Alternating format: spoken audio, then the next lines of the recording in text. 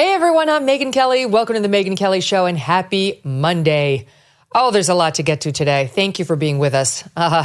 All eyes remain on these LA wildfires, which are ongoing, and the damage that they've done. And speaking of ongoing, the ongoing lack of accountability from the top officials. It is truly a game of like, he's pointing to her and she's pointing to him and he's pointing to them. And it's like, nobody, not one person has stepped up to say, I take responsibility like Ron DeSantis would. I'm sorry, he's my model because that's another state that's dealt with overwhelming natural disasters time and time again. That, by the way, when they strike may be a mystery, but that they're going to strike is not. And he would be the first to say, the buck stops with me. I'm the chief executive of the state. To the extent there was an inadequate preparation or response, it's on me. That's what Ron DeSantis would say. You know it and I know it. And what you have in California is these mealy-mouthed, kale-eating, broccoli-pushing, Birkenstock, whatever, wearing politicians who can't find another person fast enough to blame. My absolute favorite, though, is the fire chief. She's growing on me. When she's not focusing on her lesbianism, she's actually quite fierce. She is not going down without bringing Mayor Karen Bass with her. And who could blame her? All right, but I'm getting ahead of myself. We begin with California Governor Gavin Newsom, who spent the weekend trying to avoid responsibility as the fires were still burning by dropping by the Pod Save America podcast for an attempt to clean up his own image. I want to know the answers. So I'm the governor of California. I want to know the answer. I've got that question. I can't tell you about how many people, what happened. My own team saying what happened. And I want to get the answers. And when I was You're the governor. They wasn't getting straight answers. Yeah. I watched the press conference. I met with some of those leaders. We had my team start talking to local leaders saying what's going on. Our state. And you weren't getting straight answers from I was getting leaders. different answers. When you start getting different answers, then I'm not getting the actual story. So you decided the thing to do would be to go on Pod Save America to talk about it because it's in the end, it's all about you. This is another David Muir, folks. He is just as vain and worried about his image in the middle of this emergency as David Muir with his little fake fireman's jacket and clothespins in the back. It's the same person. Though I have to say Gavin Newsom's probably a little smarter than David Muir, but that's, the bar is very low. Listen to this. He goes out there. Hold on a second. Do we have it here? It's SOT 4. It's Gavin Newsom talking on Pod Save America. No. Is it Pod Save America? Yeah. On Pod Save America about it. To me, it's like a Hillary Clinton moment. You know, when she went, she was like, the flames were licking me as I rushed across the airport. And then Cheryl Atkinson came out, who had been there reporting on this visit that Hillary Clinton was doing for CBS, and showed absolutely nothing happened at the airport. She was totally fine. But the drama, it's very image serving. The drama that Gavin Newsom was basically almost burned alive, the governor of California. Take a listen. We went up to one of the canyons on the fire, sitting there feeling we're a good quarter mile away. I'm not making this up, video to bear it out. All of a sudden, we see an ember, hits the tree goes on fire, 100 seconds. God is my witness, may have been 90 seconds. The house is in flames. I have embers of flames. They're taking it off my hair, and we're running back into the car. Winds are swirling around. Garbage cans were in the air, and we were getting the hell out of there. Okay, why is he saying as God is my witness and I'm not making this up before he tells the story? Truly, like, can I see the video? Can I see the embers in your hair? I mean, I've got questions, sir. I don't find you to be a truth teller. Based on a long, long history of your lies. But seriously, who stops? Can you imagine if Ron DeSantis in the middle of responding, not in the middle of responding, in the middle of the hurricane devastating his state, swinging over to talk with the guys at Ruthless about like how it affected him? I got super wet. The rain came down, got in my hair, and then my hair got blown too. Not making this up. Hand to God. There's videotape of it. The press would be excoriating him. But Gavin Newsom, let's talk about my hair. Did I manage to work my hair into the conversation or not? There's a lot to get through today, and we're thrilled to do it today with Stu Burguiere. He's the host of Stu Does America for BlazeTV. Don't miss a moment. Subscribe to this show on YouTube and follow me on Insta, Facebook, and X. Looking for the perfect gift or maybe just a treat for yourself? Firecracker Farm Hot Salt is an awesome gift, beautifully packaged, and unlike anything else out there. It's tasty, handcrafted, and totally unique. Perfect for anyone who loves bold flavors. Wouldn't this be a fun thing to send your love for Valentine's Day or just your mom to let her know you're thinking about her? This is not your typical salt. Each stainless steel push grinder is packed with amazing flavor. It's available in heat levels from mild, that's for me, to wow, that may be for you. So there's something for everyone. Every sprinkle brings out incredible flavor without overpowering your dish. Firecracker Farm Hot Salt is made with love by a small family business. Plus, a percentage of every sale goes to support charities Operation 300 and the Pipe Hitter Foundation. But here's the thing. Firecracker is a small operation, so they can only make so much at a time, especially during the holidays and when people are running to get their products. So there's always a chance that they could run out.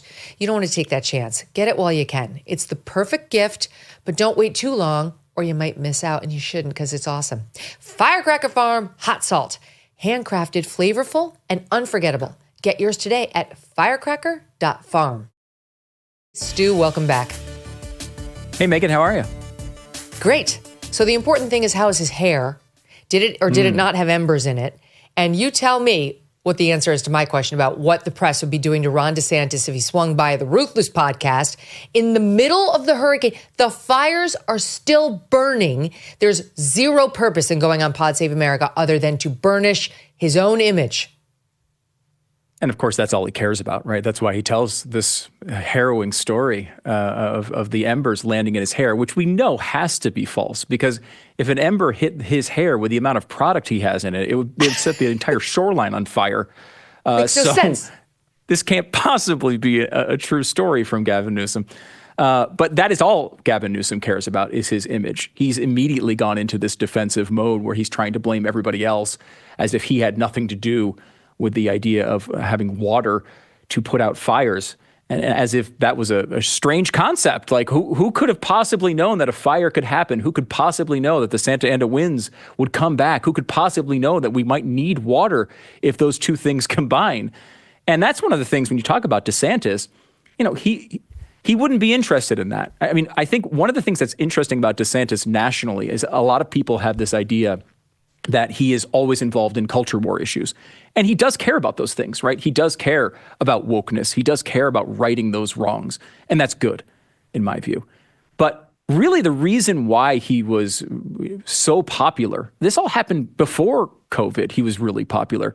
Before these culture war issues were widely known, because he took as a priority the idea of competent governance and being able to defend against what is really the main concern of a lot of people in Florida, which is, God forbid, a hurricane comes, what do we do? There's a massive natural disaster. What do we do? Are we going to be prepared for it, or is it going to roll out of control like what we're seeing in California? Every single part of Ron DeSantis' job has been to be prepared for those moments.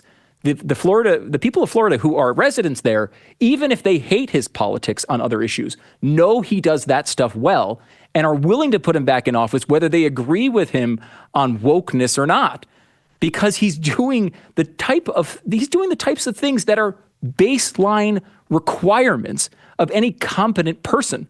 He is making sure they are prepared. He's making sure those trucks are lined up before the storm hits. He knows exactly what he's doing. He explains it to the people, and it gets done properly. Remember, he pre-stationed all the electrical workers in the danger areas before the hurricane hit. And this is the same thing. They knew the Santa Ana winds were going to be up to 100 miles an hour before Karen Bass left for Ghana, which now the LA Times is reporting that when she ran for mayor, because she'd been flitting about the world when she'd been a U.S. Congresswoman, including over to Africa many times, she promised the citizens of LA she would not take any international trips. She said, don't worry, not only will I be living in Los Angeles, but I will not leave Los Angeles on any international trips if I become mayor. And what does she do? She went to Ghana. Why? It was something super important, something she really needed to get. No, she was a damn boondoggle. Like she had to be there for the inauguration of the leader. Who gives a shit whether we have an LA mayor at the inauguration in Ghana? I mean, it's ridiculous. Anyway, okay, so she is totally incompetent, and they'd been warned. She'd been warned, her office had been warned, and the citizens of Los Angeles had been warned that these Santa Ana winds were going to be very dangerous and that there was a supremely high risk of fire. Did she pre-position, the electrical workers, the firefighters? Did she bring in tanks and tanks of extra water? Did she make sure the reservoirs were filled? Did anybody under her do that? Did Gavin Newsom? No one did any of that, Stu. Megyn, she didn't even pre-position herself. She was in Ghana. I mean, she's created a situation where the tragedy is so deep in her own city that Ghana actually looks pretty good to a lot of the residents. And that is quite the heavy lift for someone in America to pull off. It's shocking. I mean, and we see what happens when people do prepare. We've seen private individuals who have been able to protect their property. It's a very difficult thing to do on a larger basis, of course, but you can do it. This is something that was known.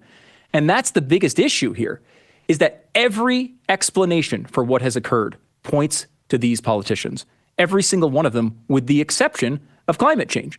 And the reason why they're all going down this road of climate change as the excuse for what has occurred is because it's the only thing that doesn't point to them. It's the only thing that instead points to some mom in Ohio in her minivan trucking her kids around to soccer practice. It's her fault. It's not my fault. It's their fault. They can point to anyone else. They are in a situation where the only escape route is to blame a 0.9 degree Celsius temperature rise over a century. That's all they have. And so that's the direction they're going, because it's not one of these situations where you can blame Donald Trump. Sure, they might say that in passing, and that's usually their catch-all for everything. But this is a situation where Democrats have run the state. Democrats have run this city forever. They've had occasional Republicans who have been in office who are very, very moderate and honestly big-time environmentalists anyway, who have been over there. This has been in control by these hardcore environmentalists this entire time. They've implemented all of these policies, and this is the result of it. And the only person to blame is themselves, so they got to blame, invisible gases. Gavin Newsom is now writing to the Department of Water and Power and to LA Mayor Karen Bass, demanding an investigation. He writes, I request that the Water Department and LA County officials swiftly prepare a comprehensive review examining their local preparation, underscore local, because the state preparation, trust me, it was absolutely perfect, local preparation and response procedures to ensure available water supply for emergencies and document any causes of the loss of water pressure and unavailability of water supplies. Fully and transparently, please share the information and records, blah, blah, blah. Babylon Bee comes out. This is actually, this was, prescient, because this is a January 2022 headline, but it's perfect for that letter I just read, which just came out on Friday. Gavin Newsom demands answers from whoever's in charge of California. Exactly right. So now he wants an after-action review. This is he is pretending like there is just complete separation of church and state here. He had absolutely nothing to do with it. Like if there's a local government that the governor really, his hands are tied. He can do nothing to prepare for an emergency, nor to address it after the fact. All he can do is just demand answers like Stu Burguiere and Megyn Kelly, like as observers outside the realms of power. It's insane. I mean, here's a guy who is governed in a way that is incredibly invasive into the people's lives of everyday Californians. He's tried to control every aspect of people's businesses. He's tried to shut them down. Not, of course, the French Laundry where he was out eating, but he's tried to shut down businesses. He's tried to require them to take medications they may or may not want. He's tried to do literally everything to control their life on a daily basis, but he has no control whatsoever, no impact, no influence whatsoever over all of these towns and whether they have any water available in their fire hydrants. It's really insulting to our intelligence, is it not? I mean, everybody knows how Gavin Newsom has governed. He's been All he cares about is, involving himself in your day-to-day life when he's not A, thinking about his political future, or B, hooking up with one of his best friend's wives. When he's doing those sorts of things, maybe he's a little distracted, but he has absolutely all sorts of authority over these issues, and at the very least could have been there with he's standing on the soapbox from the top of the mountain saying, hey, we don't have this water situation ready to go for when there's a big fire. We know the fire's coming. We need to do something immediately. You could have heard that from another person who doesn't happen to be the governor of California, named Donald Trump, who has said it on 100 different podcasts talking about how this needed to happen. And over again, conservatives have been talking about this forever. Land management, water management, not to mention all the DEI craziness that I'm sure we'll get into. All of this has been stuff that conservatives have been pointing out forever, and he's opposed it largely on that basis, and it's gone the opposite direction and made it much worse. He not only has he been opposing it, but he's been funneling the California taxpayers' money to the homeless who are everywhere, thanks to him, to soft on crime DAs, right, who he supports and Sorrell supports, who are letting these looters in and out, and then he denies it. Meanwhile, we've seen the law that's been on the books up until recently when the California taxpayers reversed it, saying if you steal under $1,000, we're not going to come after you. It's fine. It's a misdemeanor. And to these illegals who are now getting Medicaid in California, thanks to him. Illegals. So this guy's priorities are not with keeping people safe at all. He doesn't care about the crime, about the illegals, and obviously not about the fires, which after the fact, again, hey, sure, so could somebody let me know how that happened? That seems bad. He gets caught out in front of the fires by NBC's Jacob Soboroff, who is further left than Gavin Newsom. Trust me, I know him. I worked with him for a year plus at NBC and spent a fair amount of time with this guy. Very far left kid. And not a kid, but he's younger. And he starts asking Gavin Newsom a bunch of softball questions. And Newsom tries to spin that everything was filled. All the reservoirs were totally filled. I don't know what the hubbub is about. And Soboroff asks one follow-up question, pointing out that the reservoir that serviced Pacific Palisades was empty. Watch this. When he talks about the Delta smelt and reservoirs, the reservoirs are completely full. The state reservoirs here in Southern California, that mis and disinformation, I don't think advantages or aids any of us. Responding to Donald Trump's insults, we would spend another month. I'm very familiar with them. Every elected official that he disagrees with, very familiar with them. We do know, though, from reporting here locally that one reservoir that serves the Palisades was not full. And that's exactly what triggered my desire to get the investigation to understand what was happening. They believe, or the Washington Post, they believe that this fire in the Pacific Palisades was the result of a nearby fire that had started on New Year's Eve thanks to fireworks that they put out, but it was still smoldering. And with the high winds, it sort of jumped. Anyway, all of which is foreseeable. And he's going to die on the hill of, well, the locals didn't fill their reservoir, but the state reservoirs had water. Amazing. I mean, the time to look into it is before the entire city burns to the ground. That's kind of the time you target as a governor, someone who's competent to look into such matters as not having water to fight fires. You don't look into it after you're just looking at a bunch of rubble. You look at it before the issue. That's entirely your job as governor, and he's failed at it over and over and over again. And that's going to be his fallout. Of course, he's going to be basically the multiple Spider-Man meme where everyone's just pointing fingers at each other. That's what's going to happen in California. They're all going to, I guess, decide to blame everybody. Of course, Donald Trump is going to get his share of the inexplicable blame. He's not even president of the United States yet, but this is still going to be his fault somehow.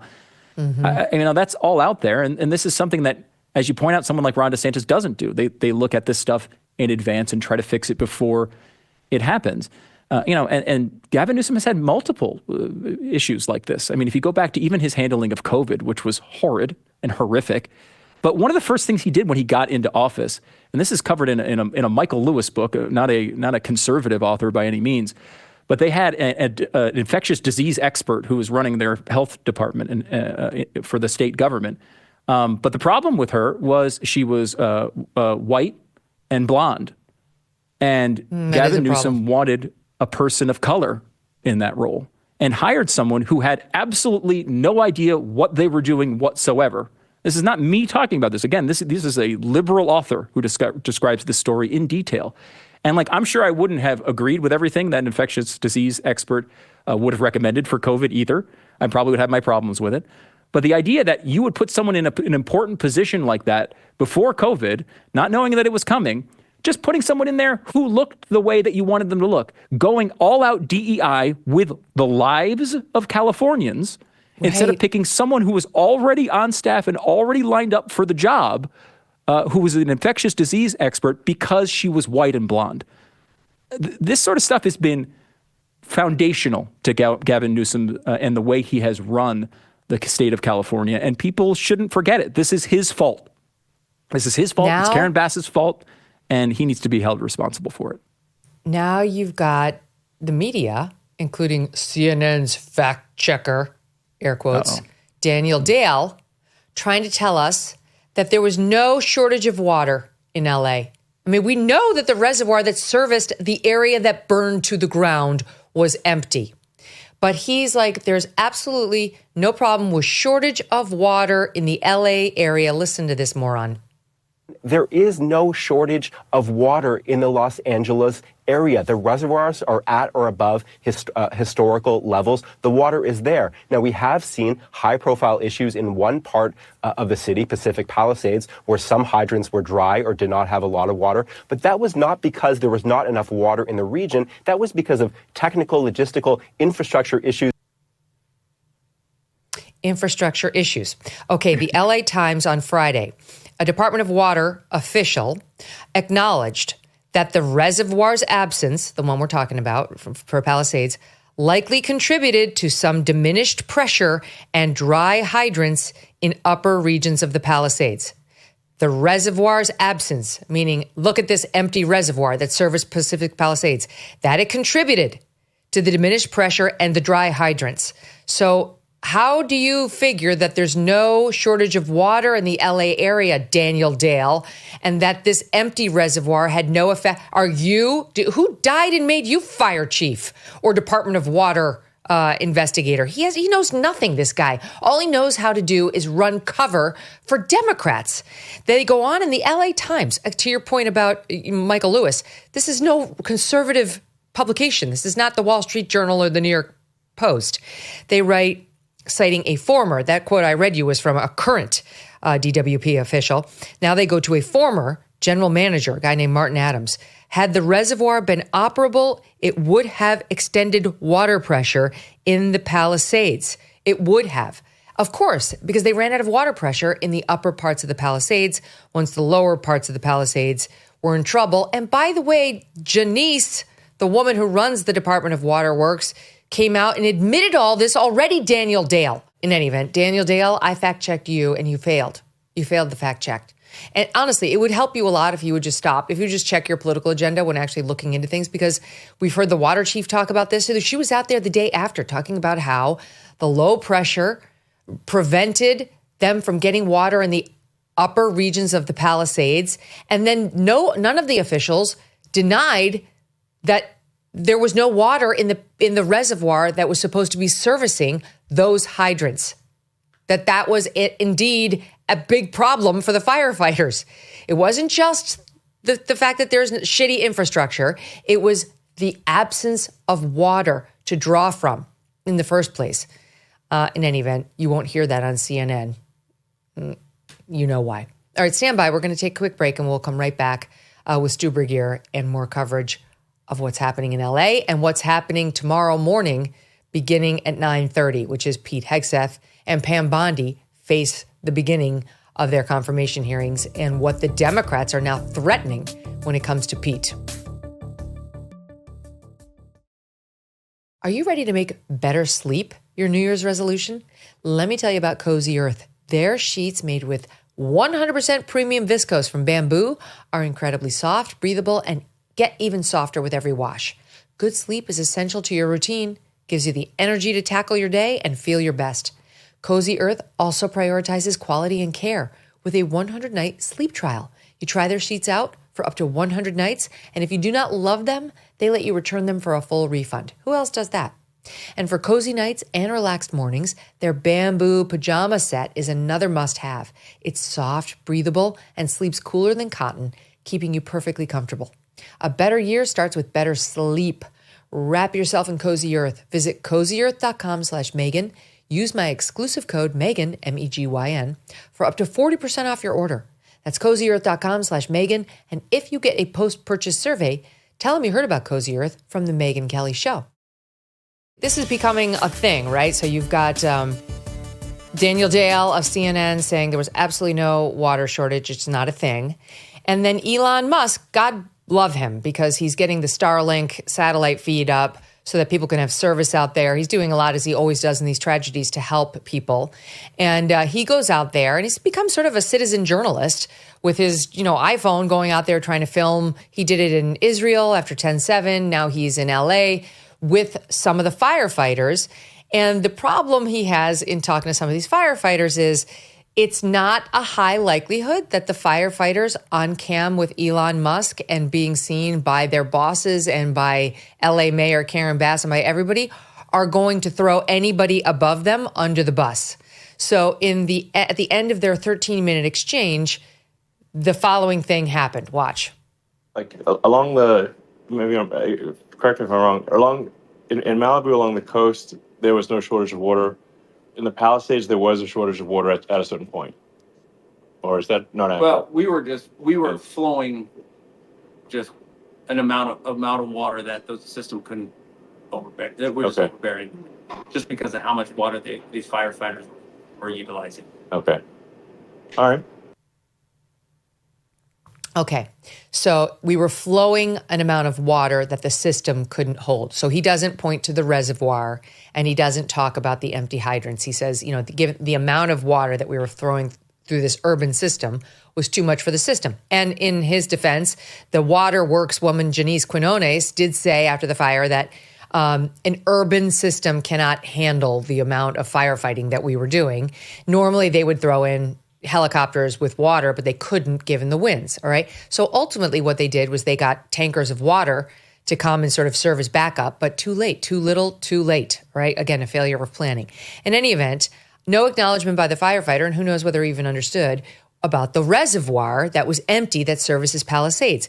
However, a Department of Water official spoke to the LA Times again and acknowledged, quoting here, that the reservoir's absence likely contributed to diminished pressure and dry hydrants in the upper regions of the Palisades. So it's already been admitted. Nonetheless, what do you see now after Elon tweets out his live stream?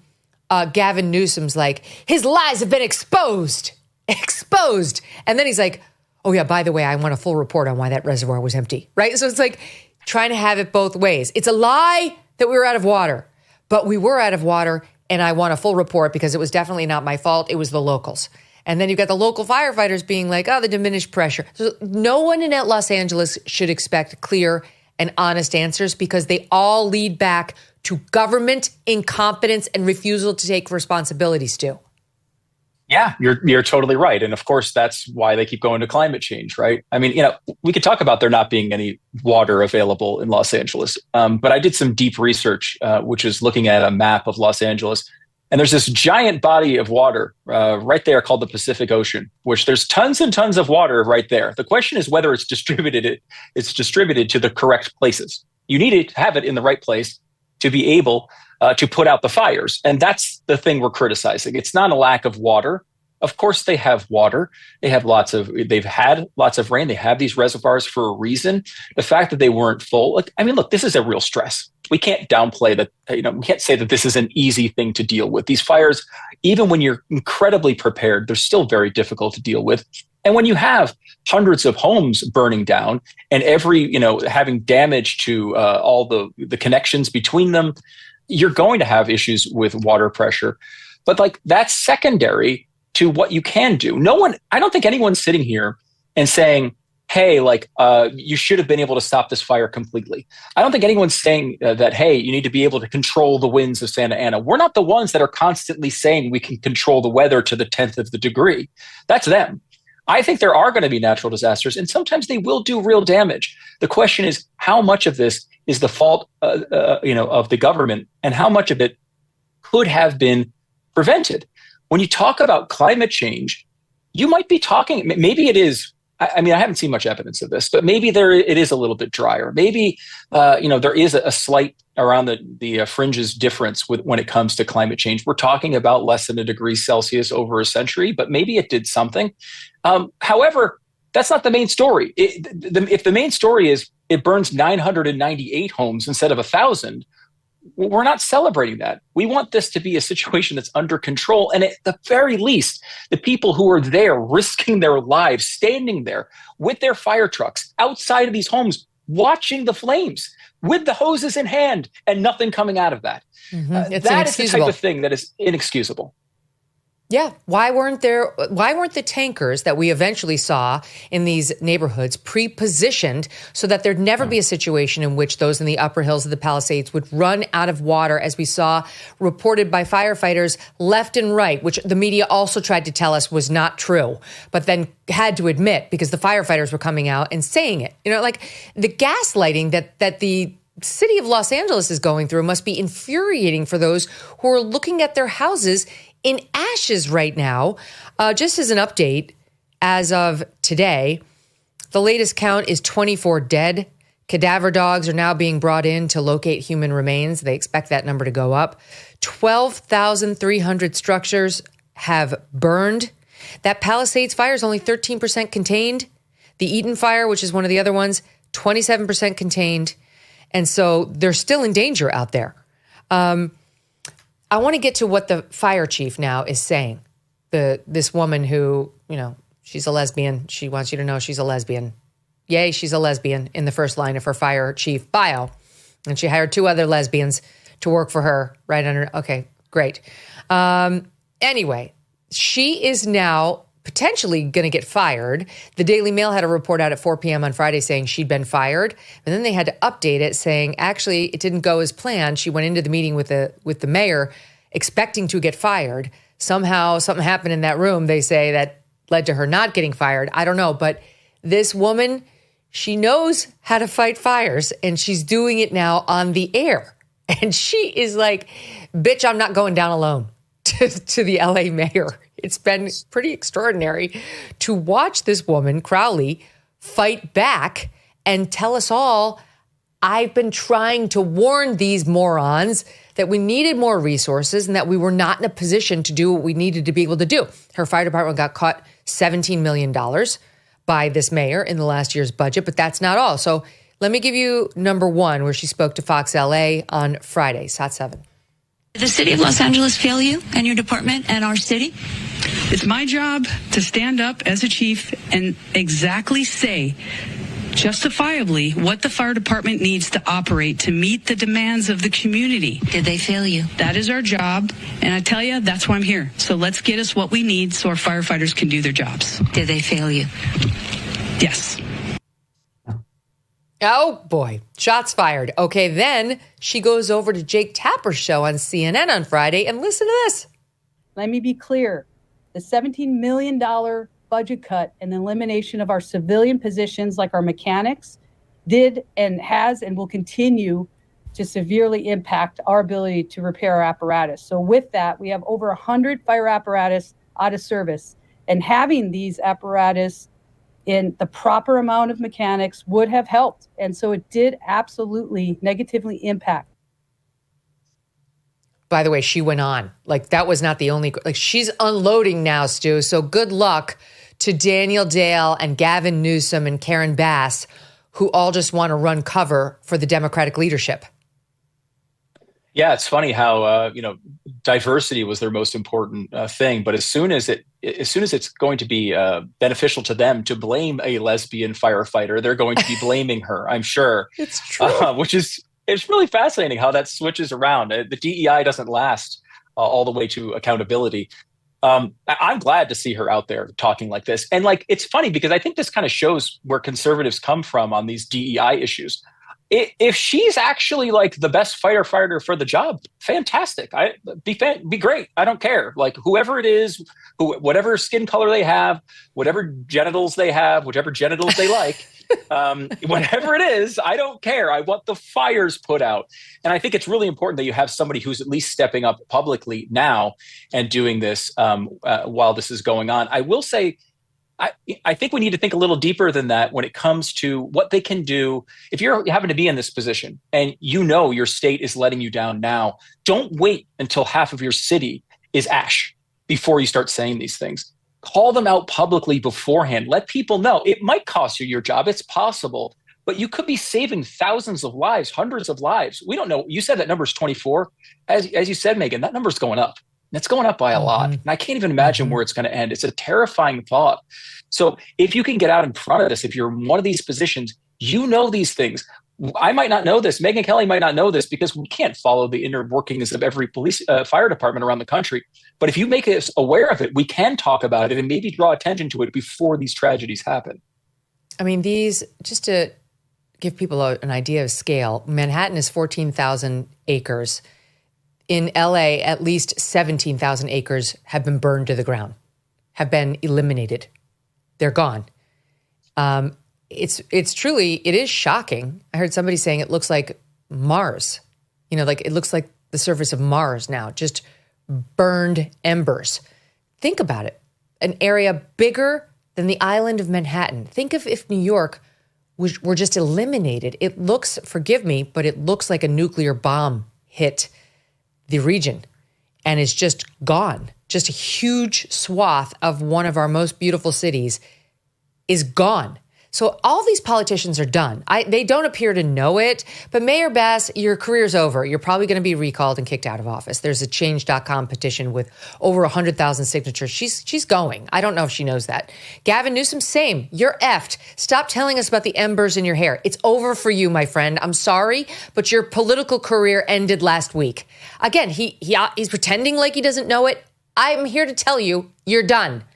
The only question is what they do now. And I have to tell you, my friend who lives in California, whose house burned, this is my one woke friend. I love this woman dearly, but she's woke. And amazingly, we've maintained our friendship. We kind of just don't talk about these subjects much, but she's woke. And she's like, MK, everyone I know is ready to vote Republican.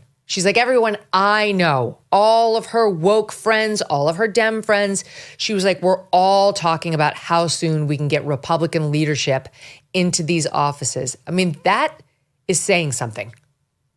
It sure is. It's saying a lot. And I think you're right. I do have my doubts because I've seen California go down roads where I thought they might wake up and they haven't. But I think you're right in this circumstance. And I think it's because it's crossed some weird line for people. As I'm watching the footage of Los Angeles, burned to the ground, we were showing side-by-side photos of this and Nagasaki. And you can't really tell the difference other than one being black and white and one in color. And I feel like as a person who grew up in the United States, we're a little spoiled here, right? We have I think the best country that's ever existed. And I just look at this country as a place where something like this can't happen. And I realized as I was having that thought, how many times I've had that thought recently. Watching COVID happen, I thought that can't possibly happen. When Italy was going through those shutdowns, I remember thinking that could never happen here. And then weeks later, where were we? Watching the withdrawal from Afghanistan, this can't be happening with America. Watching Maui burn, this can't be happening in America. But these things keep happening in America, Megyn, over and over and over again. This, I think, is deeper than Karen Bass or even Gavin Newsom, who's, I will agree with you, while the city was burning to the ground, so was Gavin Newsom 2028. And we can be thankful for that one little slice of this story. But this is happening a lot. And we have to make a major change. Thank God Trump is coming into office here in a week from today. Thank God that's happening. That's a piece of the puzzle, but it is bigger. I don't even think the president of the United States can handle a transition like that. It's going to take all of us to wake up and realize that we're going down a really dark road. Two things. One, it's his vanity that makes him refuse to acknowledge reality. He's done. It's over, Gavin Newsom. It's over. It's his vanity. And that's why, the hair and the Meet the Press and Pod Save America, let me rehabilitate my own image. And Karen Bass, too. She promised she wouldn't take the overseas trips. She took the overseas trips. Jesse Kelly was here on Friday saying these people who run for local office tend to be middling and unimpressive. I'm putting it in nicer terms than Jesse did. And he said they use the taxpayer's dime to go on these boondoggles to see the world. They want you and me and my friend in LA to pay for their vacations so they can go around and see Ghana, which is super cool. And this woman, Karen Bass, is on record saying she says, when I first considered running for LA mayor and I realized I wasn't going to be able to take my trips to Africa, I first thought, I don't want to do that. I don't want to give that up. But, then I realized I'm going to have to do it. Well, she didn't do it. She's been over to Paris 3 times. Now she's like, it's because of the Olympics. I had to go see the Olympics. And she's back and forth to Ghana. So the vanity, right, of these players who we keep putting in office, you want somebody who's just a workhorse, again, like a DeSantis, who just wants to get in there and do a good job, who gets off on being patted on the back for his competency, not for his hair or how well-traveled he is. So, okay, that's number one. And then I want to show this, too, when we talk about Nagasaki and Mars and what it looks like now. There's this guy, he's on TikTok. His name, he goes by Selfish Chef. He doesn't give his real name. And he was coming back into the California region from, I think, Florida, where he'd been. Orlando. And look, so you can see he's filming. This is Saturday. Look at this. He saw LA, which was dark, and then you get to the fires burning. Just wait, because it goes on. You see a third of the city just completely on fire, truly as if a nuclear bomb has been dropped on Los Angeles. And it keeps going and going. Look, there's more and more and more. This was Saturday, Stu. This was Saturday. This wasn't Tuesday, the day that all the homes burned. This is ongoing. And the fucking governor goes on Pod Save America. It's jaw-dropping. It looks like a disaster movie. There's a reason why they always place these disaster movies in LA and Los Angeles, because there's all these landmarks and things that you recognize. And, every movie with The Rock in it has, a bunch of buildings being knocked down in Los Angeles. This is what it looks like. It really looks like that in real life. And, it's shocking because, some level of pre-planning could have prevented a lot of this. We saw this with Caruso, who was able to protect the property that he owns, this mall, by hiring private firefighters and bringing them out and protecting a lot of the structures around this facility as well. And with pre-positioned tanks of water. Exactly. Now, I don't know. I know you were a lawyer. I don't know if you're a firefighter, Megyn, but you seem to understand the concept that water puts them out. Because I'm too small. Okay? Message to the fellow women of America. I am too petite to fight fires. I'm strong enough for a 5'6" woman who's in relatively good shape. I can do stuff that the average person my size can do. But I can't fight fires because I can't lift men or anything over about 70 pounds over my shoulder. And that's even being generous to myself. Go ahead, Stu. Well, you might be able to do every role, but you do seem to have nailed the idea that water puts fire out. And that is a really important thing that many in California apparently didn't understand. And look, he had a lot of resources, and by the way, this guy could have been mayor. You may have seen the DeSantis approach to this fire if he was. He could have been mayor, and he's not. And he has a lot of resources, but I would venture to say, despite his personal wealth, which is significant, he does not have the resources of the state of California at his disposal. And my guess is that if California actually prioritized this, as opposed to seeing how many lesbian firefighters they could hire and making sure their number one priority was diversity, which is what these fire departments were saying and these cities were saying leading up to this event. If your priority number one was instead making sure that if a fire began, if the conditions presented themselves where one could be coming, that we had hundreds, thousands of these trucks ready to go at our disposal. Number one, let's get this thing fired up so we can go and and protect as many of these communities as possible. That's not to say there wouldn't be any damage. Look, nature has a pretty strong will, and it's not always easy to overcome, but mastery of these situations by human beings is how we've excelled. It's people used to die at rates 30, 40, 50 times as much from natural disasters 100, 150 years ago. We've been able to lower that in a significant amount because of mastery of these issues, being able to protect people from weather and all of these disasters. And California has this. We all know how to do it. There's plenty of water right there. There's plenty of ways to make this a lot better. It might not have been perfect, but gosh, it didn't have to be this. And now we're looking at one of the worst disasters in American history. You know what I hear when I listen to you? Racism. I hear racism. Yeah, I hear it when I listen to myself talking about Karen Bass too. It must be our racism. Just ask these two D-list actresses, Yvette Nicole Brown and Kim Whitley, with a different take on why Mayor Karen Bass is coming under such criticism. And she's got a spine of steel. Yes. And she's also been a black woman in America a very long time. So none of this is new to her. We're mad because we're tired of it. We're tired for her. We're mad for her. And we're going to stand. Listen, I don't know how you here, but I'm happy you're here. Because somebody needs to stand, behind her and support her. Because how she handling it, you can see it in her face. She stays calm. But think about this. She has the city to take care of. She does not have time to hear these reporters asking these questions. She is also not mayor of every municipality in California. Yes. We have fires every year. And I don't remember in the 30 years almost that I've lived in LA, I've never seen everybody react like this to the mayor and blame one person for a natural disaster. Yes. I've never seen it. Now, what's different this time? Interesting, isn't it? You said that. Amen, sister. Amen. Oh, God.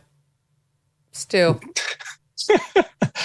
I mean, it's the same stuff over and over and over again. I mean, I don't know how they could even possibly believe that this would work, especially when I will say, maybe with more blame, I place on the shoulders of a really annoying white guy who thinks he's incredibly good looking, Gavin Newsom.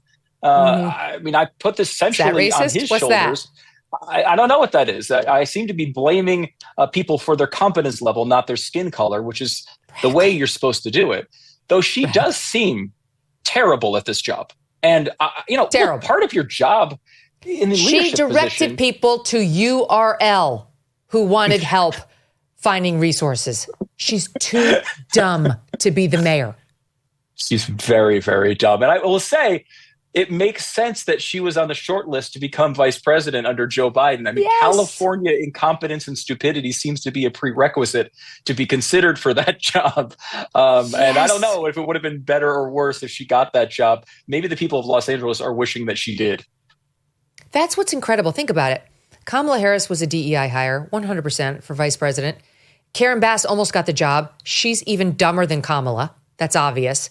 And then you've got three fire chiefs, like the top, the deputy, and the person who runs DEI at the LA Fire, who are apparently there because they have vaginas and they like to share them with other women. I mean, honestly, I'm sorry that I am allowed to question your competency when it's very clear you did not get hired because of it. When you yourself are touting all the firsts. Karine Jean-Pierre's another one. She's in there touting how she's the first black lesbian, she sucks too. Stop touting these irrelevant characteristics as reasons we're supposed to celebrate you and then try to hide behind them when you come under criticism for your incompetence. Obviously those questions are going to be asked. If you were crushing the job, not so much. When you are terrible at it, live by DEI, die by DEI. More on that and Meghan Markle and her ridiculous appearance in this matter right after this break. More with Stu. Here is a shocking truth about New Year's resolutions. Whether you want to lose weight, improve your energy, or beat that embarrassing post-meal bloat, nothing works if your gut is not healthy first. This is why for 2025, I want to introduce you to Just Thrive Probiotic. Most probiotics die in your harsh stomach acid before they can do much good. Just Thrive Probiotic is the only probiotic clinically proven to arrive in your gut 100% alive. That means better digestion, healthy immunity, great energy, and easy weight management. It comes in capsule form or berry-flavored gummies, so there's an option for everyone in the family. Plus, it is backed by an industry-leading 100% money-back guarantee. Love the way you feel, or get a full product refund. no questions asked. Ready to transform your health in 2025? Just visit justthrivehealth.com and use code Megyn for 20% off your first 90-day bottle. That's like getting a month for free. That's justthrivehealth.com, promo code Megyn. Here's to your best health with Just Thrive. A couple of points, Stu. So on the subject of whether they were prepared, there was a report on Friday by the Daily Mail saying that there's a leaked memo revealing that Karen Bass, the mayor, demanded that this fire department, from whom she'd already cut $17 million, cut an extra $49 million from their budget just 1 week before these wildfires. There was a leaked memo of Karen Bass's proposed cuts obtained by a fire department whistleblower. It's dated January 6th. And in it, Bass demanded that the fire department make an extra $49 million in budget cuts on top of the $17.6 million she already cut, saying, let's see. Then, let's see. Okay, she says the only way to provide a cost savings would be to close as many as 16 fire stations, not resources, but fire stations. This equates to at least one fire station per city council district. And then says openly they're trying to allocate more money for the homeless, and they need to start taking from everyone. It's pretty amazing.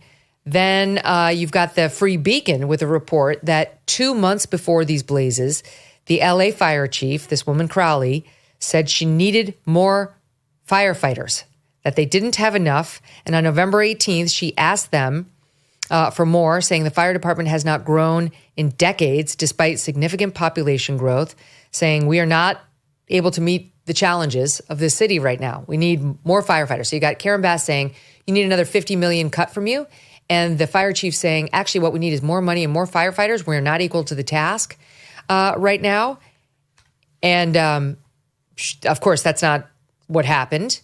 And then, of course, you've got reports out of the Washington Post saying the firefighters were slower to respond to this blaze that got unleashed in the Palisades because it was so widespread. They were spread too thin, and they didn't have enough people. So all of that, you can see exactly what was happening here. They didn't have enough people.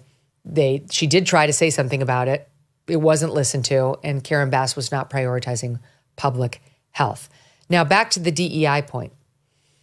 Here's a budded soundbite. You're going to hear the fire chief, Kristen Crowley, her DEI head, who's also a lesbian and black, double bonus, talking about her DEI efforts. And we've played the soundbite before. And then the third thing on here is going to be Janice Quinones, the woman who runs the water department, who's celebrating her commitment to DEI. Listen.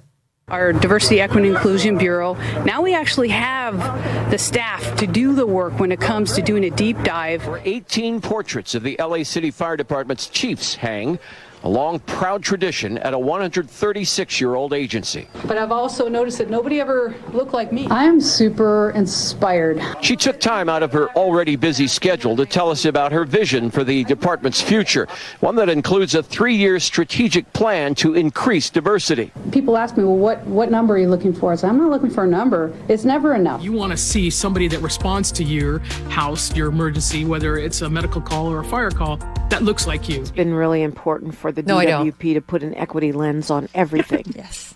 Yeah. And that's the number one thing that attracted me to this role. It's important to me that everything we do, it's with an equity lens and social justice.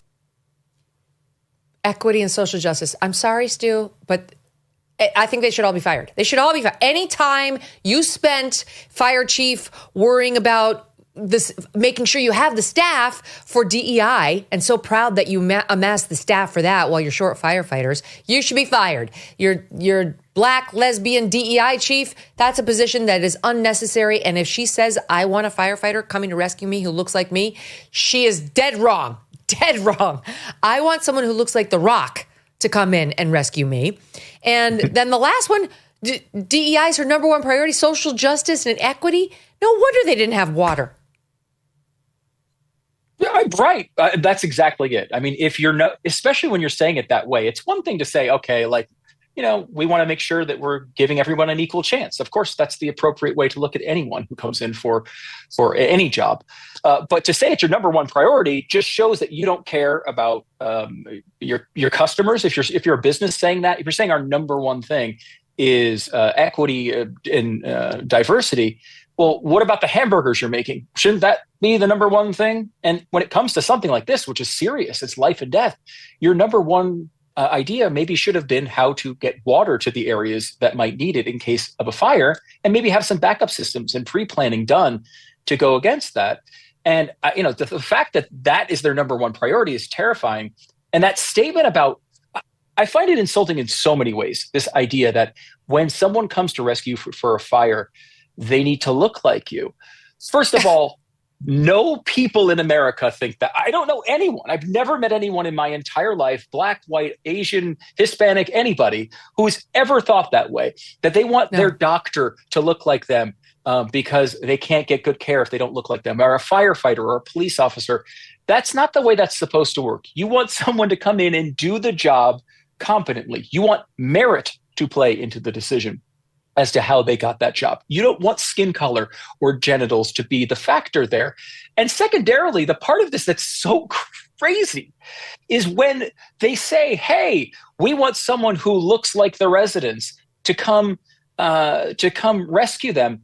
Is implicit in that is that everyone who has a certain skin color looks alike.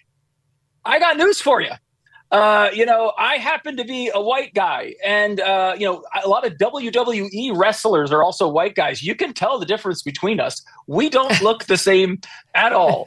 It's really kind of this insulting thing that, I guess all Asians look alike, so we need to send Asians who look like other Asians into the Asian communities is racist on a whole separate level. So this is just like a bunch of crazy intersectional roads going into this area where all the cars just seem to keep crashing in between. Not to mention, it's like these three women who are at the top there are all, honestly, I'm not trying to be mean, but they're obese. These are overweight, out of shape women. And the last thing I want to see if I am in a burning building is a woman, and B, an obese woman. Who takes comfort? I'm going to die, but it's in the presence of an obese lesbian. This is ridiculous. That's how that's how my dad went to, in the presence of an obese lesbian. Megyn, thank you for bringing that up. I speak for all women. I believe I speak for all females in Los Angeles when I say we want a strong man to rescue us. That's what we want. Do we ask for too much? Now, I don't know. Maybe if it's Gina Carano coming around the corner, I'm going to be okay with it. I don't know. Maybe there's some level Love her, but no. That she's pretty strong. She's one that can actually definitely lift me over her head and throw me outside the window if I needed to be thrown out. But you're right. It needs to be someone who can obviously competently do the role.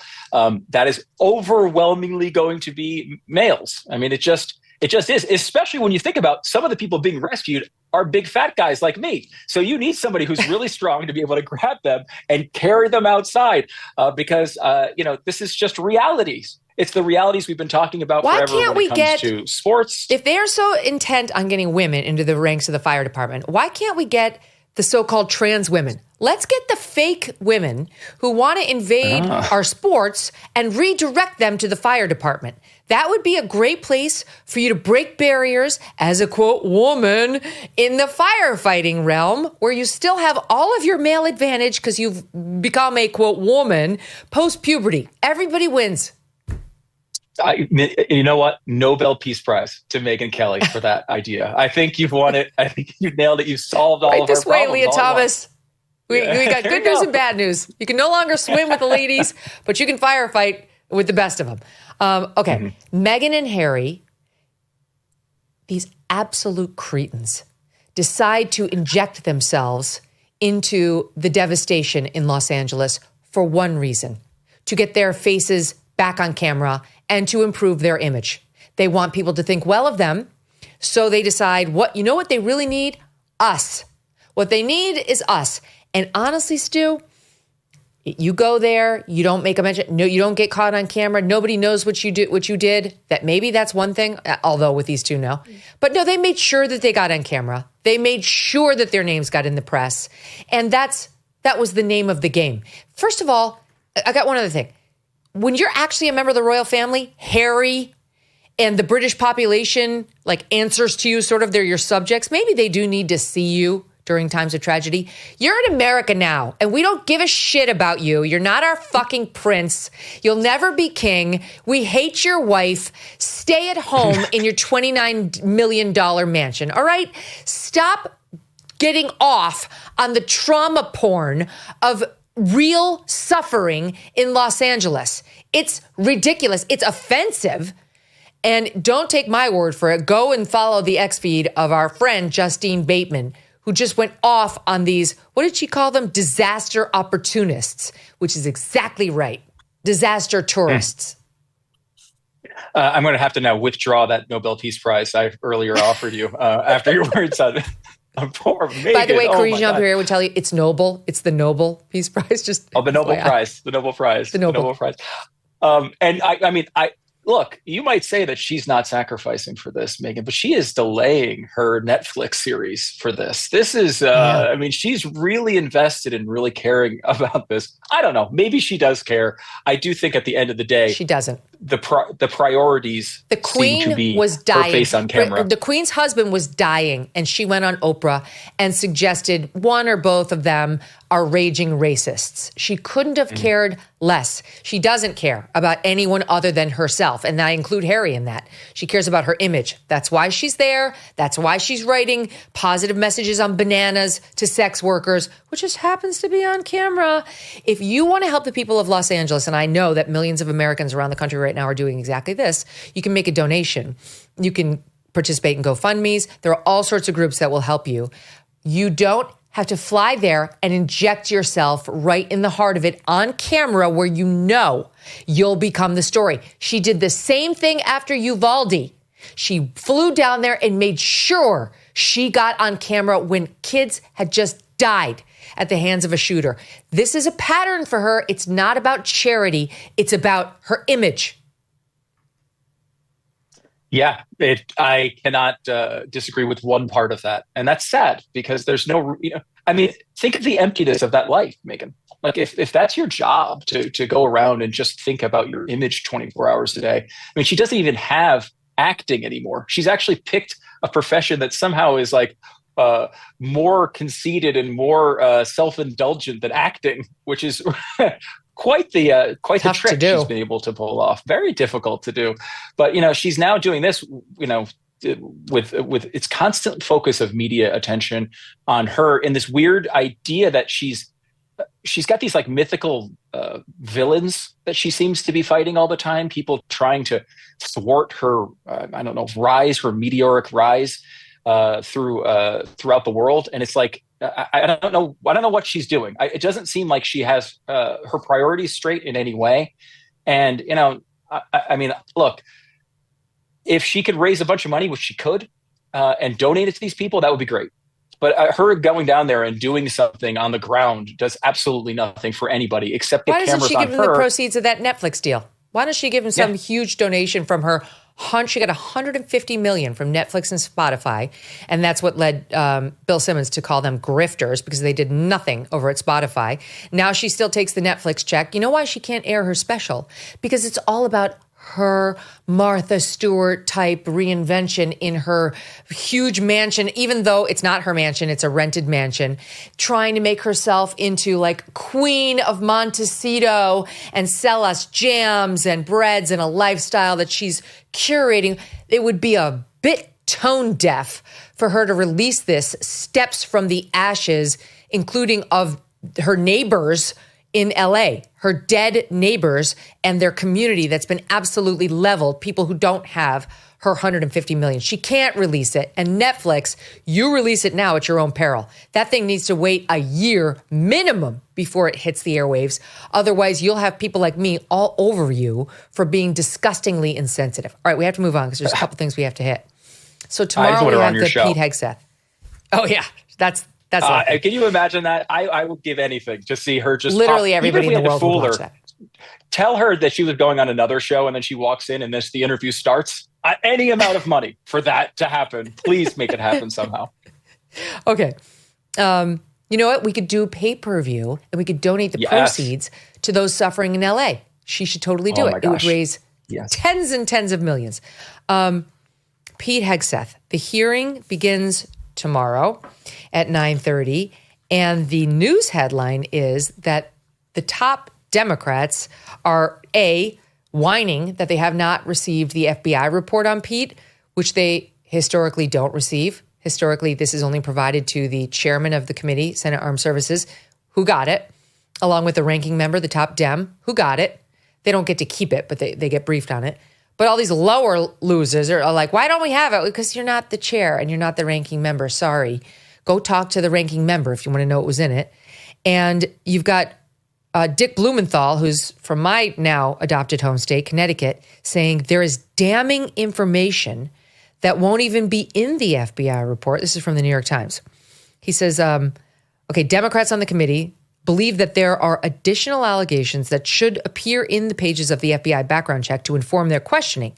That belief is based in part on information they have gleaned from individuals who have quietly approached Senate offices to divulge info about Mr. Hegseth. Quote, damning is an understatement, said Senator Richard Blumenthal, Democrat of Connecticut, referring to additional info about Mr. Hegseth that he has been made aware of that in his estimation ought to appear in that FBI report. It was not clear what information he was referring to.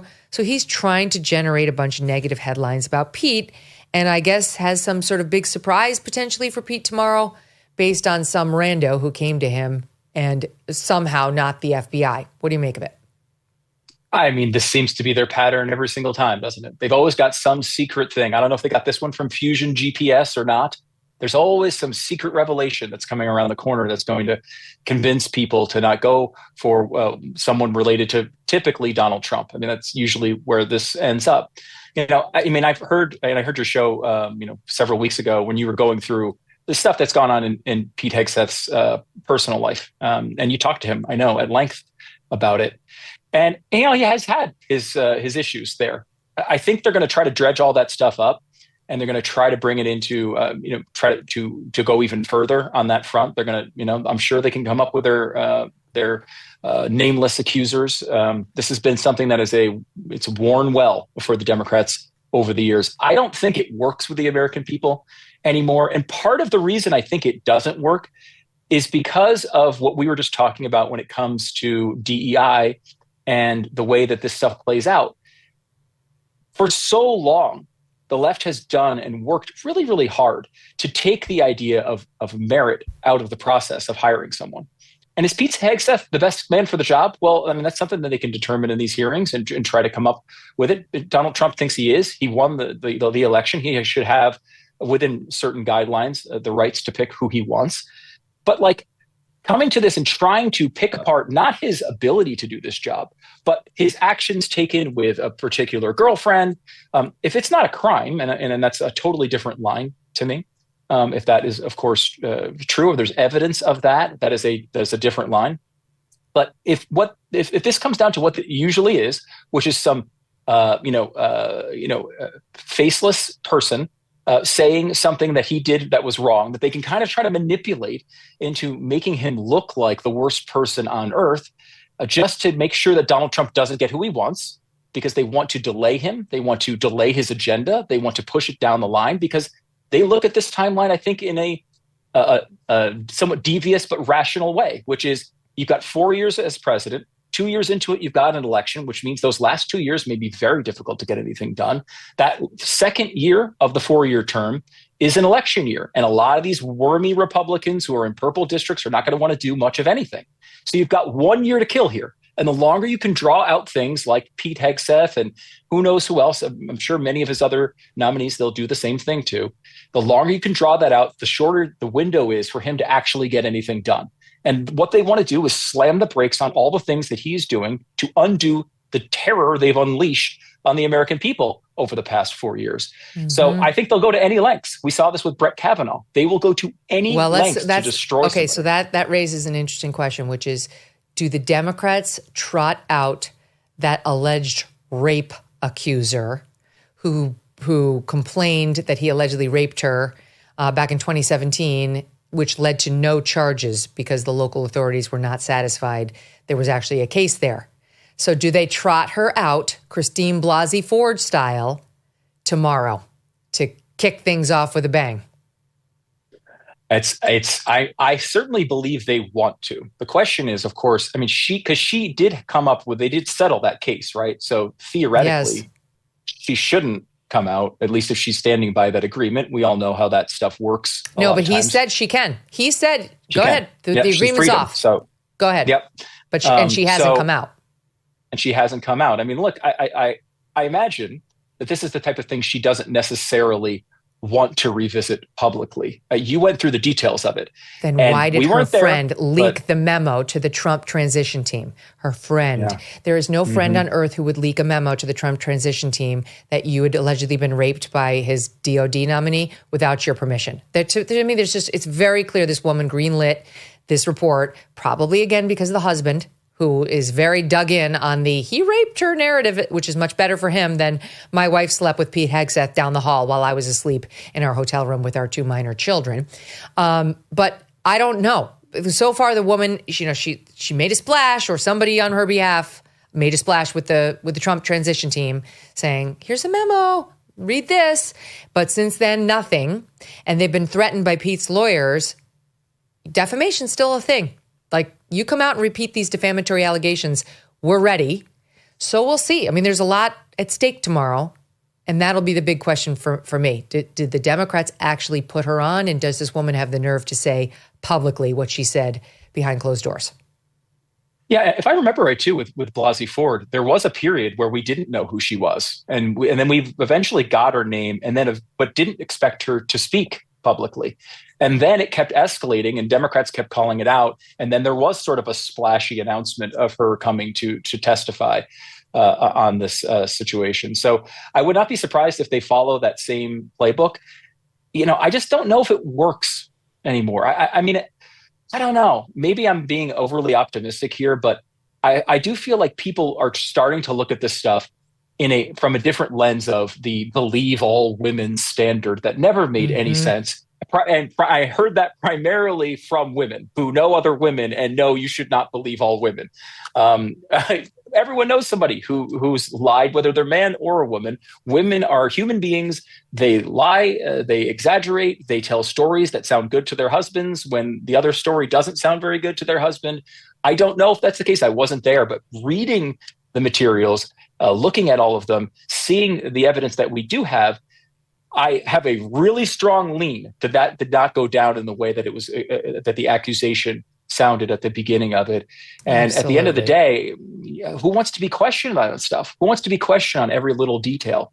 I would not be surprised if they're trying to get her to come out, but I mean, the fact that she hasn't already, especially if she's lying. If you're lying, the last thing you want to do is go testify before Congress and lie under oath and in a way that would be defamatory and you could get sued. Like, my God. It'd be hard enough to do if it were true. And if it's a lie and you're under pressure simply from your husband, this is a supposition, even harder. So we'll see how far the Democrats do, bring this tomorrow and what witnesses they are prepared to unleash.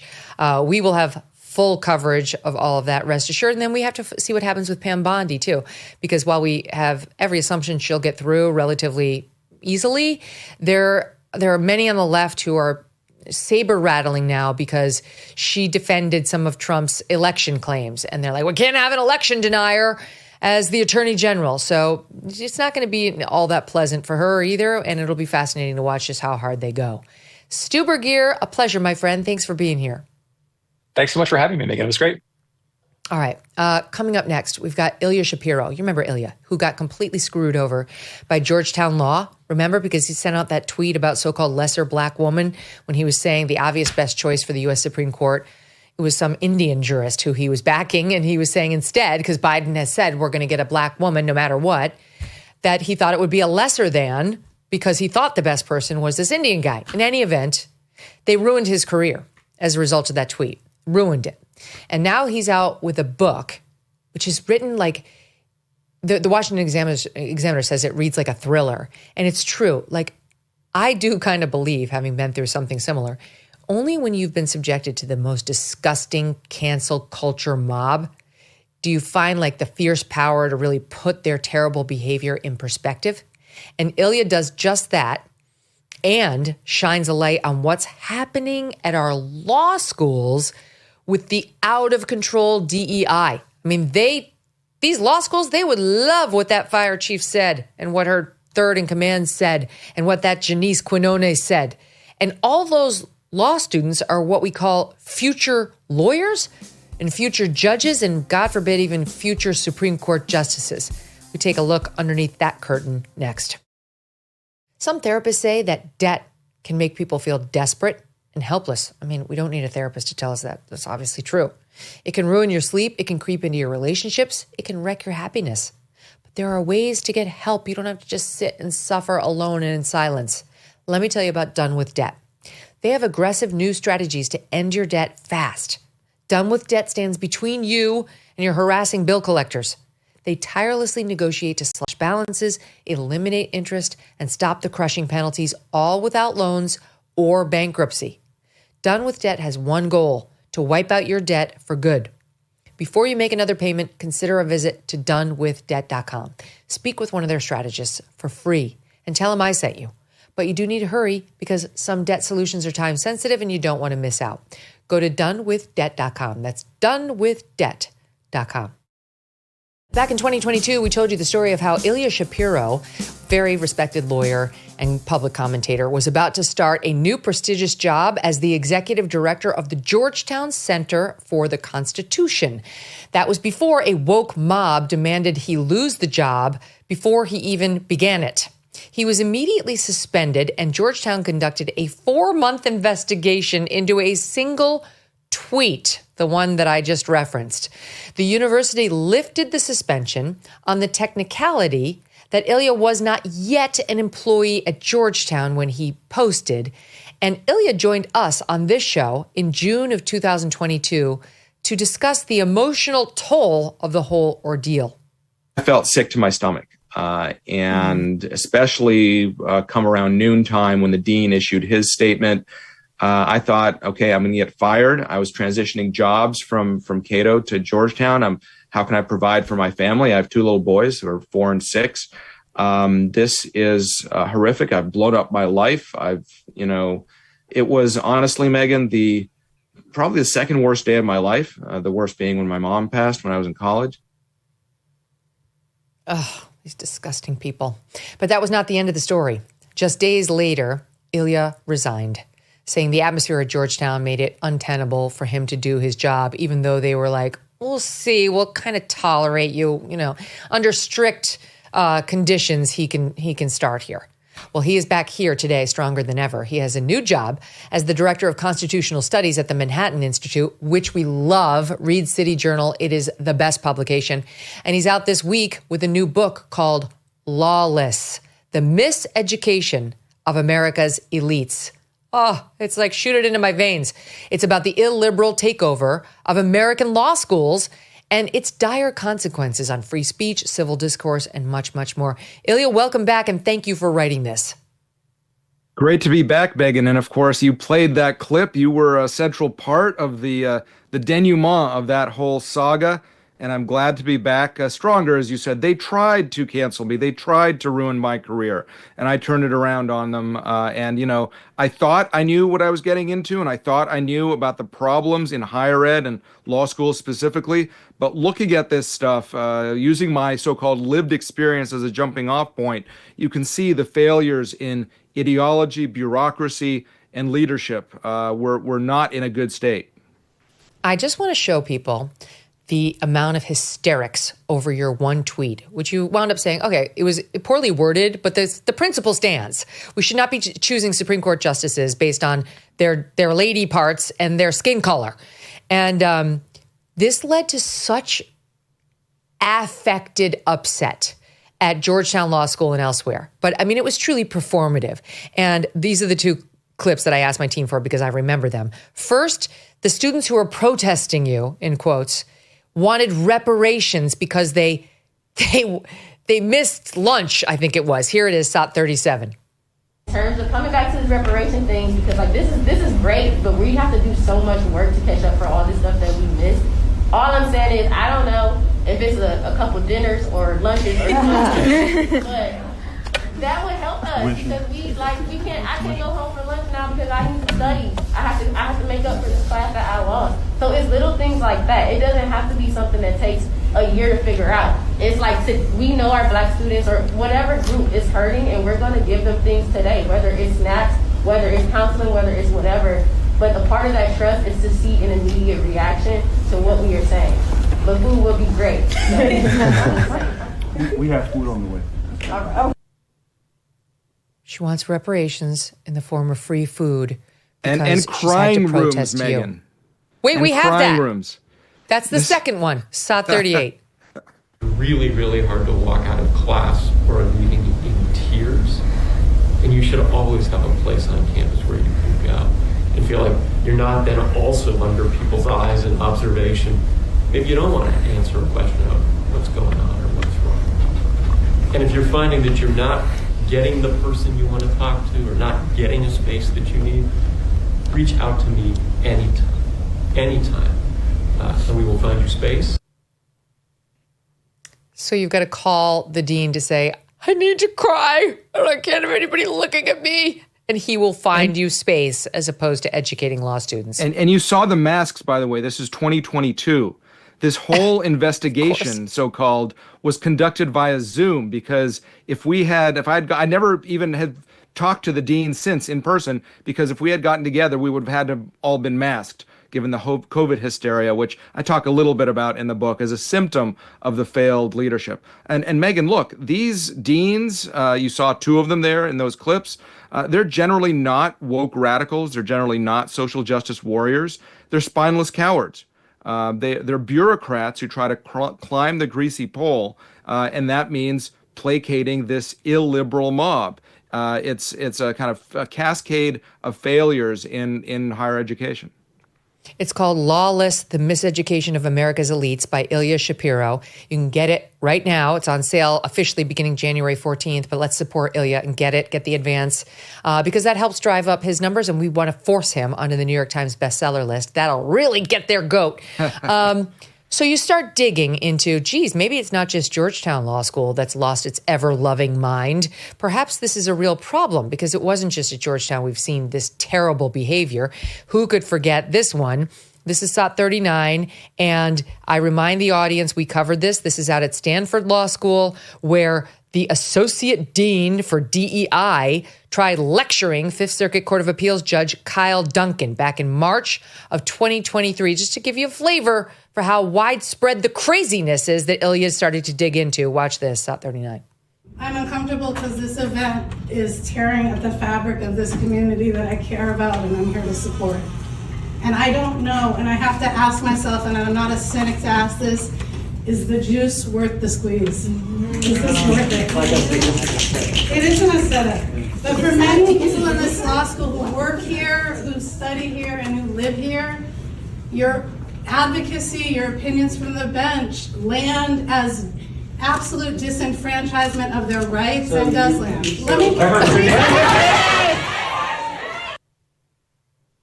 They're snapping. If you're snapping, you're out. I'm not hiring anybody who snaps as applause. And they're thrilled because he's a Fifth Circuit, which is a more conservative bench, and he was a Trump appointee, so that he's not allowed to speak at Stanford. And that's why she's saying, is the juice worth the squeeze? Because you've written opinions to which we object, Ilya. But you found this is not just a Stanford or Georgetown problem. Or a Yale or a couple of other. I mean, it's a particularly dangerous thing at the so-called elite schools who turn out the next generation leaders and who give each other prizes for these sorts of things. But universally, it's a lot of things going on that don't necessarily make the national news. It's not just shoutdowns of a federal judge or me. This happened to me at a different school, also in the Bay Area, what used to be called UC Hastings until they renamed it because it turns out Mr. Hastings did some politically incorrect things. The culture of silence and of self-censorship and of teaching that avoids taking serious legal theory seriously. Originalism, say, the idea that the Constitution should be interpreted based on the original public meaning of its words, which a majority of the Supreme Court, about half the federal judiciary, uses.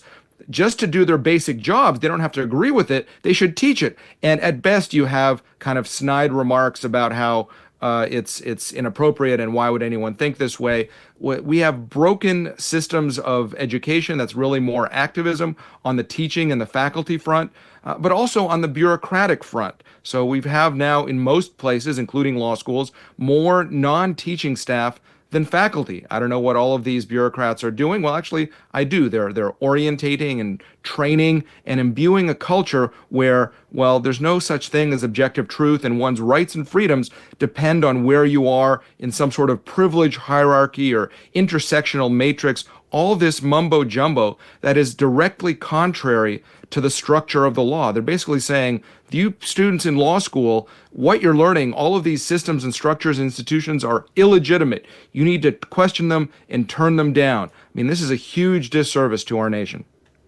We are seeing DEI crumble minute to minute. You had Mark Zuckerberg last week saying it's done at Meta. No more DEI at Facebook. You have all these big companies like Caterpillar and Walmart, very well-known companies, thanks in large part to the work of Robbie Starbuck, who's been serially embarrassing them all by threatening to just make it public what they're doing, starting to run and abandon DEI. You had a very interesting legal case just last week. It was U.S. District Judge Reed O'Connor in Fort Worth, Texas, who ruled on Friday that American Airlines violated its legal responsibilities in managing employees' retirement assets by encouraging environmentally and socially responsible investing in its 401k plan. This has been happening more and more, where these companies try to bend the knee to so-called ESG, which is another form of DEI, and say, we're only going to use like BlackRock to do our investments.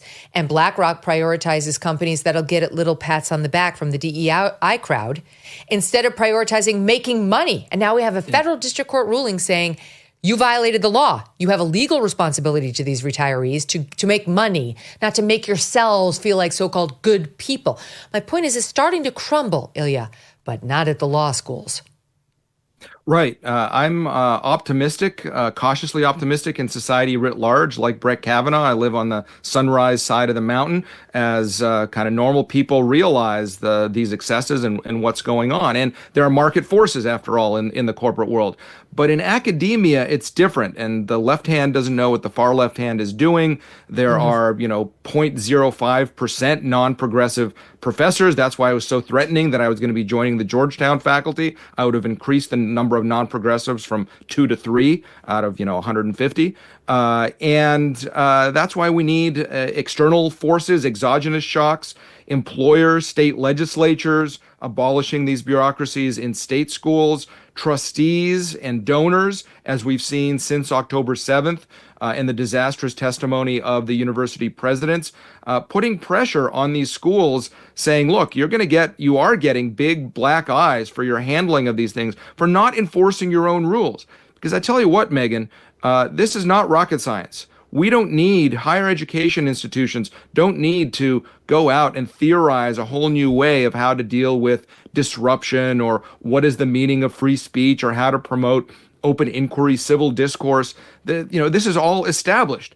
It's a failure of will. It's a failure of not enforcing your own policies. So we're very much in the eye of the storm with respect to higher ed generally and law schools specifically. And it goes even to the accreditor. There's a monopoly on law school accreditation by the American Bar Association, which I hope is something that the Trump Department of Education changes. But the ABA puts in all sorts of nefarious rules that even those deans that want to reform find it hard to do so sometimes. So a lot of challenges there. And regardless of the green shoots and the pushback that we're seeing in society writ large, which we have to keep going, even if we've passed peak woke, we can't keep our foot, take our foot off the gas. But in educational institutions, and especially in law schools or medical schools, where these things are literally a life and death situation, we need to pursue all of the above kind of strategies. Again, the book is called Lawless by Ilya, Ilya Shapiro. Get it now. The law school thing, is there any chance what's going to happen there, and what is happening, is what we've seen even at the far left schools in places like New York City, I've told the audience before, I have a friend, she was committed to the left. She canvassed for Joe Biden back in 2020. Her kids, lefties. And now, especially her son, who's at one of these snooty private schools in New York City, has completely been red-pilled. He is 100% Trump. He's pro-MAGA. He's got the hat because they pushed him too far. These kids, they want to rebel against the machine. And when the whole machine is like, you will be woke and you will prioritize skin color and gender and sexual preference, at some point, the mob underneath moves the other way to say, we won't. Well, that's seemingly what happened in the presidential election. Americans across the board of every demographic woke up, if you will, from the woke and said, this is just too much. It doesn't make sense. And so there is some hope, and there's certainly hope that the students coming in reject some of the mumbo jumbo that they're being taught. But again, part of the problem is admissions officers. If you write, it's not just DEI officials or the head dean. If you write in your application that you want to change the world and revolutionize structures and change injustice and what have you, there's going to be a thumb on the scale for you, rather than if you say, well, I want to go into corporate antitrust to make things better for the American consumer, have our markets run more efficiently, or I want to be a prosecutor to go after child molesters or something like this. So there are a lot of pathologies in higher ed, in law schools. And as Bill Ackman wrote presciently, the same day this essay came out that Claudine Gay resigned the presidency of Harvard, anti-Semitism, that spur of anti-Semitism that we've seen is based in our most progressive, educated places. That is the canary in the coal mine, the tip of the iceberg that reveals so many pathologies underneath: the academic corruption, the moral relativism, the failures of leadership. I wrote my book to show that it's not just about me, the thriller part of my story, which, by the way, I also published for the first time ever anywhere, the actual full report of the DEI office that investigated me. It is just amazing. That's one of the appendix of the book. But the moral rot in general, I've been using this opportunity, starting with when I went on your show in June of 2022, to expose all of this stuff and make people aware. And so I don't know where this ends. We have the University of Austin, for example, as an alternative institution, just born, their first cohort. I'll be speaking there later this month. They don't have a law school, but there's centers and institutes starting up in various institutions across the country to teach excellence and rigor and civics, all of these things that DEI trainers consider to be white supremacist tropes. And even deans at Yale, for example. I tally a lot of Yale Law's missteps. Heather Gerken, the dean there, wants to be president of one of the Ivy League institutions, and she recognizes that what's gone on is not good. And so she went out and hired scholars, including a former Alito clerk, to kind of right the ship a little bit. So we are seeing some progress, but we need to keep pushing and not accepting this rot, this degradation, this illiberalism in law schools and beyond. My advice to any law school student, or a college student for that matter, who is under threat of being downgraded unless they say the left-wing things they're being asked to say, is don't do it. Write what's true, what's real, what you really feel, even if it's non-woke. And then when you get the bad grade, you save it like a merit badge. And when you go out to interview for a real job, and you will have done your research on who's far left and who's normal, you show it to them. You show them why you got a D in con law, the first D of your career, because you were a straight A student in everything else prior to that moment, because you wrote that wokeism is ruining America and is pernicious in particular in advanced degrees like law and medicine. Write that. And then you should work for the employer who celebrates your D with you, like me or like Ilya. People, we're out there. We're half the country. I'm hiring, absolutely. Young lawyers want to come work for the Manhattan Institute? Send your resume. Truly. But just more and more, you look at the numbers. Look at the people who put Trump in office. They've rejected this wholesale. You're not alone. You just have to find the right employer and get through these far left institutions who try to ruin you and make you say what they want you to say, make you feel what they want you to feel, before you can have access to the employers who feel very differently. Here's what Peter Thiel said on the Honestly podcast in November about these far-left universities. Kind of interesting. Listen here, 40. They are no longer good places to learn how to defend liberalism. Maybe they're good places for training conservatives. You know, if you go to Yale Law School and if you're one of, 5 people in the class of 170 who's still conservative at the end, you'll be pretty good at understanding what's wrong with liberalism. You'll have thought about it a lot, and you'll be a more thoughtful person. And so it will actually train you well to be a conservative. And we're right to value the small number of conservatives who come out of that gauntlet as quite talented people. How about that, Ilya? It's like going from sea level up to the Rockies to do your aerobic training. Then you come back down to fight the fights at sea level. Conservatives and libertarians get great training. They are exposed to lots of ideas. They know how to see every different argument. And this is one of the ironies. These law schools are doing a disservice to their progressive students by not teaching them what the argument is from the other side. And then they go into federal court and they don't know what to do. They don't know how to argue. They're looking for their cry rooms. Yeah, right. Sidebar, Your Honor. I need to cry for a moment. Yeah. The judge would be like, I'll make you cry. Great. You want to cry? No problem. You came to the right place. Like, as somebody who's gotten screamed at by more than her share, it's like, that's life. That's law. They're graduating students who aren't qualified to do much of anything other than to be HR officials or DEI deans or what have you. It's, I hope that some institutions seize on the market opportunity that's created, and I think some are.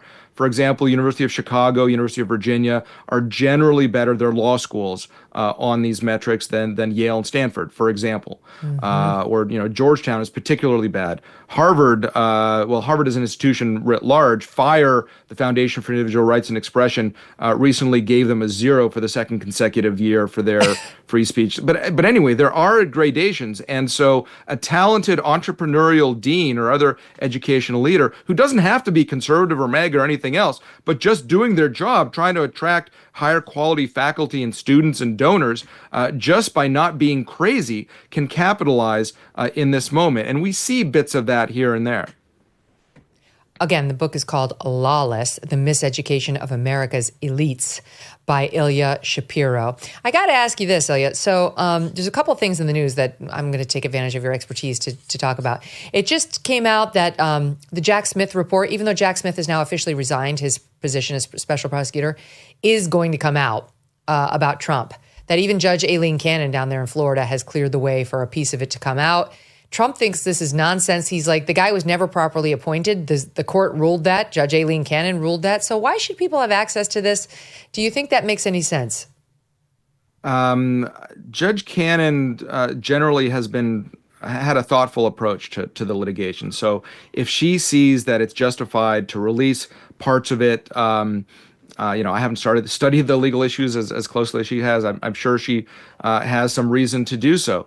But more broadly, I do hope that the incoming administration, the Justice Department, looks at all the lawfare that has been thrown at President Trump and anyone who supported him and investigates the causes of that. That doesn't mean doing exactly the same thing at the other side, but it does mean looking at whether members of the deep state have violated their oaths of office in leaking things or working counterproductively to orders that they've received, things like that, because we have a clear breakdown, an institutional breakdown that has led to the public eventually not trusting any institutions writ large, which is not good for the country. So whether it's with the Jack Smith investigation or anything else, I hope there is a dedicated office in the Justice Department that looks at this use of lawfare.